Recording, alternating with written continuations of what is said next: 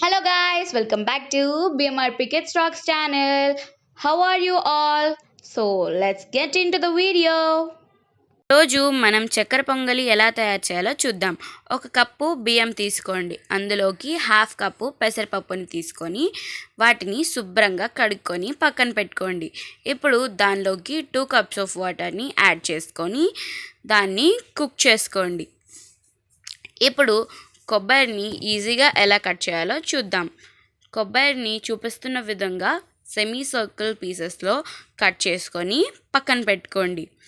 ఇప్పుడు వాటిని చూపిస్తున్న విధంగా చిన్న చిన్న ముక్కలు కట్ చేయడం ఎంతో ఈజీగా పని ఫాస్ట్గా అవుతుంది. చూస్తున్నారు కదా, కొబ్బరి కట్ చేయడం ఎంత ఫాస్ట్గా ఈజీగా అయిపోయిందో. మీరు కూడా ఈ టిప్ని ట్రై చేయండి. ఇప్పుడు కావాల్సిన పదార్థాలన్నీ తీసి పక్కన పెట్టుకుందాం.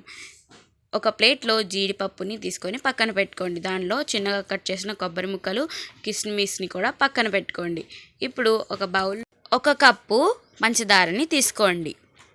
ఇప్పుడు ఒక పావు కేజీ బెల్లాన్ని దంచుకొని పక్కన పెట్టుకోండి. ఇప్పుడు ఒక 10 యాలకులను తీసుకొని పక్కన పెట్టుకోండి.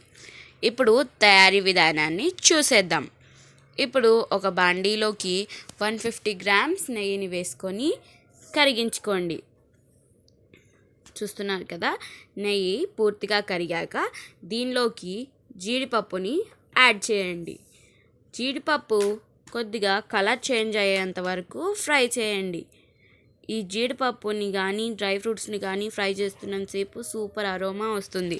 ఇప్పుడు జీడిపప్పు ఫ్రై అయిపోయింది. దాన్ని వేరే బౌల్లోకి సపరేట్ చేసుకోండి. ఇప్పుడు కిస్మిస్ని యాడ్ చేయండి.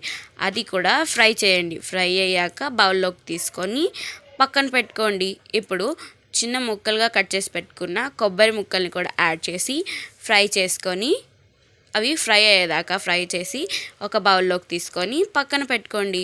ఇప్పుడు చూస్తున్నారు కదా, ఈ మూడింటిని ఫ్రై చేసి పక్కన పెట్టుకున్నాం. చూసారు కదా, ఇప్పుడు ఒక బాండీ తీసుకొని దానిలోకి ఇందాక పక్కన పెట్టుకున్న పంచదారని, బెల్లాన్ని యాడ్ చేయండి. ఇప్పుడు దీనిలోకి 1 కప్పు వాటర్ని యాడ్ చేయండి. ఇప్పుడు పాకం పట్టుకోవాలి కాబట్టి బెల్లం, పంచదార కరిగేంత వరకు కలుపుతూ ఉండండి. బెల్లం, పంచదార. ఇప్పుడు దీనిలోకి పచ్చకర్పూరాన్ని యాడ్ చేయండి. దీనిలోకి యాలకుల్ని కూడా యాడ్ చేయండి. చూస్తున్నారు కదా, పాకం రెడీ అవుతుంది. పాకం అనేది చూపిస్తున్న విధంగా రెడీ అయ్యాక ఇప్పుడు ఇందాక కుక్ చేసి పెట్టుకున్న రైస్ని దీనిలోకి యాడ్ చేయండి. ఇప్పుడు రైస్ మొత్తాన్ని దీనిలోకి యాడ్ చేసేసి దీన్ని రైస్ పాకంలో ఉడికేదాకా ఉడికించండి.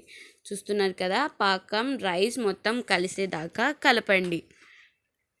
ఈ రైస్లోకి మీరు ఎంత గీ వాడితే అంత మంచిది. సో టేస్ట్ అనేది ఎన్హాన్స్ అవుతుంది. సో చూస్తున్నారు కదా, మళ్ళీ గీ అనేది యాడ్ చేస్తున్నాం.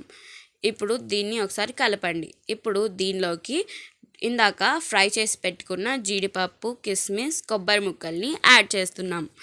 ఇవి ఎన్ని ఎక్కువగా ఉంటే తినేటప్పుడు టేస్ట్ అంత బాగుంటుంది. ఇవి తినేటప్పుడు మధ్యలో తగులుతుంటే టేస్ట్ అనేది చాలా బాగుంటుంది. సో మీరు ఎంత క్వాంటిటీలో తినగలరో అంత వేసుకోండి. చూస్తున్నారు కదా, ఎంతో రుచికరమైన చక్కెర పొంగలి తయారైపోయింది. ఇప్పుడు సర్వింగ్ చేసుకుందాం. సో ఇప్పుడు మీరు కూడా ట్రై చేయండి. మీకు ఎలా కుదిరిందో కమెంట్ చేయండి. వీడియోకి లైక్ చేయండి, షేర్ చేయండి. అలాగే మా ఛానల్కి సబ్స్క్రైబ్ చేయండి. Subscribe to BMRPkids Rocks channel. See you all in next video. Bye bye.